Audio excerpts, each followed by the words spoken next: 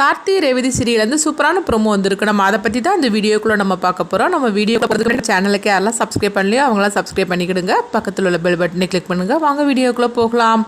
கார்த்தியை தான் காட்டுறாங்க. அப்போ கார்த்தி கோயில் கும்பாபிஷேகம் எல்லாம் நல்லபடியாக நடந்துட்டுருக்கவும், ஆனாலும் கார்த்திக்கு ஒரு சந்தேகம் வந்துகிட்டே இருக்குது. அப்போ மயில் வாகனத்திட்ட சொல்லிட்டு இருக்கிறாங்க, எனக்கு என்னமோ கோயில் கும்பாபிஷேகத்தை தடுத்து நிறுத்துறதுக்காக இந்த சிவனாண்டியும் முத்துவிலும் சும்மா இருக்க மாட்டாங்க அப்படிங்கவும், என்ன சகல இப்படி பேசிகிட்டு இருக்கிற, அதெல்லாம் ஒன்றும் நடக்காது, எல்லாம் நல்ல மாதிரி தானே போயிட்டுருக்கு அப்படிங்கவும், இல்லை அவனுங்க 2 பேரும் கோயிலுக்கு வரவே இல்லை, அதனால தான் எனக்கு சந்தேகமாக இருக்குது, கண்டிப்பாக ஏதாவது ஒரு பிரச்சனையை அவங்க ஏற்படுத்துவாங்க அப்படின்னு சொல்லவும், அதனால நம்ம ரொம்பவே கண்காணிப்போடு இருந்துட்டு இருக்கணும் அப்படிங்கும்போது, இங்கே பாரு சகல, நீ சொல்கிறேன்னா கண்டிப்பாக காரணம் இல்லாமல் இருக்காது, சரி வா நம்ம பார்க்கலான்னு சொல்லிட்டு அவங்கள தேடுறாங்க. ஆனாலும் அவங்கள கோயிலில் காணலை. நீ சொல்கிறது சரிதான், அவனுங்க சும்மா இருக்க மாட்டாங்க, அதை விட இந்த சின்ன மம்மியார் இருக்கு பாருங்க, அவங்க சும்மாவே இருக்க மாட்டாங்க, அவங்க சும்மா இருந்தாலும் இந்த சின்ன மம்மியார் பிரச்சனை ஏற்படுத்திட்டு தான் இருப்பாங்க, ஆனால் அவங்களும் அமைதியாக இருக்கிறாங்க, அமைதியாக இருந்தாக்கி அதுக்கு பின்னாடி பெருசாக ஏதோ வரப்போகுதுன்னு தான் அர்த்தம், அதனால நம்மளும் கொஞ்சம் கவனமாக தான் இருக்குன்னு சொல்லிட்டு இருக்கும்போதே அங்கே பார்க்கும்போது அவங்க ஓமம்லாம் வளர்த்துக்கிட்டு இருக்கிறாங்க. அப்போ ராஜராஜன் உட்காந்து அது எல்லாமே பண்ணிட்டு இருக்கவும், அப்போ ஊர் ஜனங்களா சொல்லிட்டு இருக்கிறாங்க, எப்படியும் 25 வருஷம் கழிஞ்சு கோயில் கும்பாபிஷேகம் நல்ல மாதிரி நடந்துட்டு இருக்குது. இந்த பூஜை முடிஞ்சதுக்கு அப்புறம் கோவில் கும்பத்தில் இவங்க தண்ணி ஊற்றணும், அதான் கோவில் கும்பாபிஷேகம் நடக்க ஆரம்பிக்க போகுது அப்படின்னு சொல்லிட்டு எல்லாருமே ஊர் ஜனங்க எல்லாம் சந்தோஷப்பட்டுட்டு இருக்கவும், அப்போ ஒரு பாட்டியமாக வராங்க. அப்போ கார்த்திகிட்ட அவங்க சொல்லிட்டு இருக்கிறாங்க, இங்கே பாரியா, இந்த கோயில் கும்பாபிஷேகம் நடக்குதுன்னா அதுக்கு நீதாயா காரணம், 25 வருஷமாக நடக்காமல் இருந்தது, அதுக்குள்ளேயும் என் கதை முடிஞ்சு போயிருந்தா நினச்சேன், ஆனால் எப்படியோ இந்த கோயில் கும்பாபிஷேகம் முடிஞ்சு போகிறதான் என் கதை முடியணும்னு சொல்லி நான் நினச்சிட்டே இருந்தேன், அதே மாதிரிக்கே நல்லபடியாக நடக்க ஆரம்பிச்சிருச்சுது, இது எல்லாத்துக்கும் நீ தான் காரணம் அப்படின்னு சொல்லிட்டு உங்கள் பாட்டியே என்கிட்ட சொன்னாயா அப்படின்னு சொல்லிட்டு, நீ ரொம்ப நல்லா இருக்கணும் அப்படின்னு சொல்லி வாழ்த்திட்டு போகிறாங்க கார்த்தியை. அடுத்து பார்த்தோம்னா மயில்வாகன் சொல்லிட்டு இருக்கிறாங்க, பாரு கார்த்தி, இந்த புண்ணியம் எல்லாமே ஒன்றை தான் போய் சேரும், ஏன்னா 25 வருஷமாக கோயில் கும்பாபிஷேகம் நடக்காமல் இருந்தது, இன்னைக்கு இவ்வளோ தூரம் வந்திருக்குன்னா அதுக்கு நீ தான் கார்த்தி காரணம் அப்படின்னு சொல்லிட்டு போது, அவங்க தான் சொல்லிட்டு போகிறாங்கன்னா நீங்களும் அப்படிங்கவும், நாங்கள் உண்மையை தானே சொல்லிட்டு இருக்கிறோம் அப்படிங்கிறாங்க. ஆனாலும் கார்த்திக்குள்ள மனசுக்குள்ளே திக்குன்ட்டே இருக்கிறாங்க, இவனுங்களால் ஏதாவது பிரச்சனை வந்துருமோன்னு சொல்லிக்கிட்டு இங்கே பார்த்தோம்னா காளிமாலை தான் காட்டுறாங்க.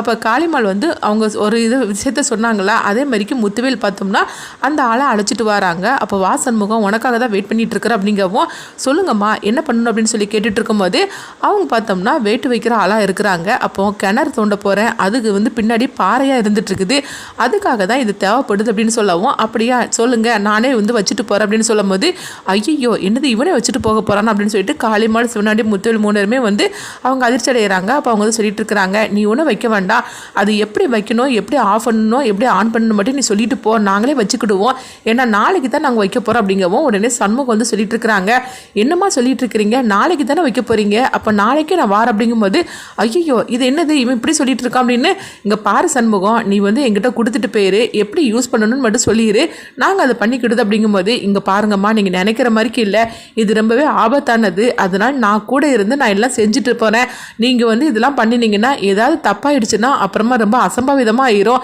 இதனால எனக்கும் பிரச்சனை உங்களுக்கு பிரச்சனை, அதனால நான் சொல்றது கேளுங்கம்மா அப்படின்னு சண்முகம் தரவே மாட்டேன்னு சொல்லிட்டு இருக்கிறாங்க அந்த பொருளை. ஆனாலும் அவங்க காளிமால் விடாப்பிடியா நீ அதை தந்துட்டு தான் போகணும் அப்படின்னு சொல்லிட்டு அவங்களும் சொல்லவும், உனக்கு எந்த பிரச்சனையும் வராது, நீ சொல்ற மாதிரிக்கு நாங்கள் செஞ்சிருந்தோம் அப்படின்னு சொல்லிட்டு இருக்கவும், சண்முகமும் வேற வழியே இல்லாமல் அவங்க கொடுக்குறாங்க.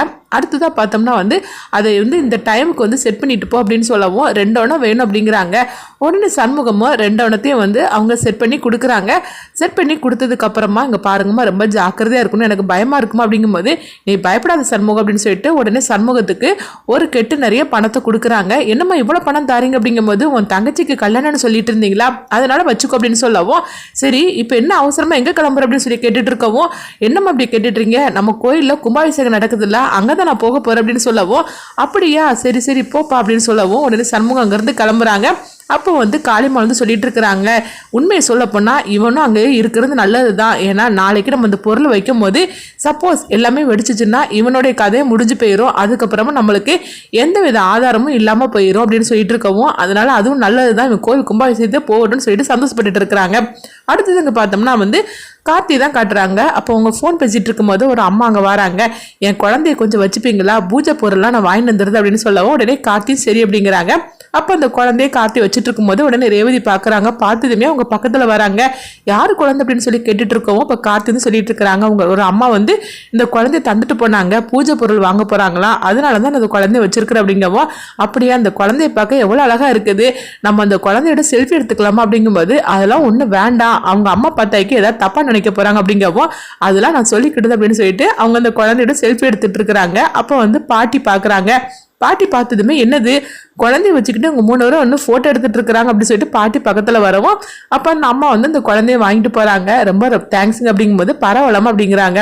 அப்போ பாட்டி வந்து கேட்டுட்டு இருக்கிறாங்க, என்ன ரேவதி கையில் குழந்தை வச்சிருந்தான் கார்த்தி அப்படின்னு சொல்லி கேட்டுட்டு இருக்கவும் அப்போ கார்த்தி வந்து சொல்கிறாங்க, அப்படியா, இதே போல் வந்து 10 மாசத்துல நீயே இது மாதிரி ஒரு குழந்தைய எனக்கு பெற்று கொடுக்கணும் அப்படின்னு சொல்லவும் உடனே வந்து அவங்க ரேவதி வந்து வெக்கப்பட்டு இருக்கிறாங்க. அப்போ பாட்டி வந்து சொல்லிட்டு இருக்கிறாங்க, உங்களை தான் என்னால் வளர்க்க முடியல, என் கொள்ளு பேரன் பேத்திங்களாது நான் வந்து என் கையால் வளர்க்கணும் அப்படின்னு சொல்லவும் உடனே ரேவதி சொல்கிறாங்க, அதனால் என்ன பாட்டி, அதாவது பேரன் பேத்தின்னு சொல்லிட்டு ரெண்டோட நான் பெற்று கொடுத்துருது அப்படின்னு சொல்லவும் இது கிட்டதுமே கார்த்தி வந்து நீ சும்மா இருக்க மாட்டே அப்படின்னு சொல்லிட்டு அவங்க போகவும் உடனே வந்து அவங்க பாட்டி சொல்லிட்டு இருக்கிறாங்க, என்ன கார்த்தி இப்படி பேசிகிட்டு இருக்கிற, எப்படினாலும் ஒரு நாள் நடக்க தானே போகுது, ஏன் எனக்கு கொள்ள பேரன் பேத்திலாம் எனக்கு வேண்டாமா, 10ஆம் மாதத்துலேயே நீங்கள் பெற்று கொடுக்குறீங்க அப்படின்னு சொல்லவும் ரேவதி நீ வா அப்படின்னு சொல்லிட்டு பாட்டி வந்து அழைச்சிட்டு போகிறாங்க. எங்கள் பாட்டி என்ன அழைச்சிட்டு போகிறீங்க அப்படிங்கவும் அப்போ பார்த்தோம்னா அவங்க வந்து தொட்டில் வாங்கிட்டு வராங்க. இது உன் கையால் கெட்டு அப்படின்னு சொல்லவும் 10ஆம் மாதத்துலேயே எனக்கு ஒரு கொள்ளு பேரனோ பேத்தியை நீ பெற்று கொடுப்ப அப்படின்னு சொல்லவும் ரேவதியை வந்து அந்த தொட்டில் கட்டி கொடுக்குறாங்க.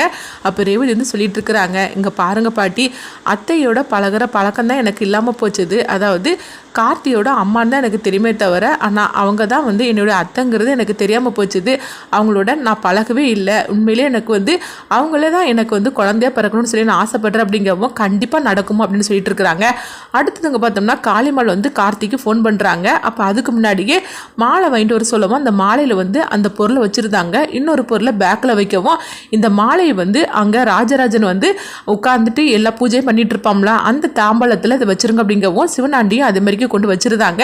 இன்னொரு இதில் பார்த்தோம்னா பேக்கில் கொண்டு வச்சிருந்தாங்க. இப்படி கோயிலில் 2 இடத்துலையும் வச்சுட்டு காளிமால் வந்து கார்த்திக்கு ஃபோன் பண்ணுறாங்க, இங்கே பாரு நான் கோயில் கும்பாபிஷேகம் நடக்க விடாமல் தடுக்கிறதுக்காக இந்த மாதிரி நான் பண்ணியிருக்கிறேன் அப்படின்னு சொல்லவும் இது கிட்டதுமே கார்த்தி அதிர்ச்சி அடைகிறாங்க, என்ன பண்ணி வச்சிருக்கிற அப்படிங்கும்போது ஆமாம் இப்படி வச்சிருக்கிறேன், நீயே வந்து கோயில் கும்பாபிஷேகத்தை தடுத்து நிறுத்திட்டேன்னா அந்த பொருளை நான் எடுத்துருவேன், அப்படி மட்டும் நீ எடுக்கலன்னு வச்சுக்கையே, நீ சொல்லலைன்னு வச்சுக்கையே நான் வந்து அந்த பொருளை நான் எடுக்க மாட்டேன் அப்படிங்கிறாங்க. நீ யாருங்கிற உண்மையை சாமுண்டீஸ்வரிக்கிட்ட நீ சொல்லணும் அப்படிங்கிறாங்க. இது கிட்டதுமே கார்த்திக் என்ன பண்ணுதுன்னு தெரியல, இங்க பாரு ஒழுங்கு மரியாதையா நீ வச்சதை வச்ச மாதிரிக்கு எடுத்துரு அப்படிங்கவோ உடனே காளிமால் வந்து சிரிக்க ஆரம்பிச்சிருந்தாங்க.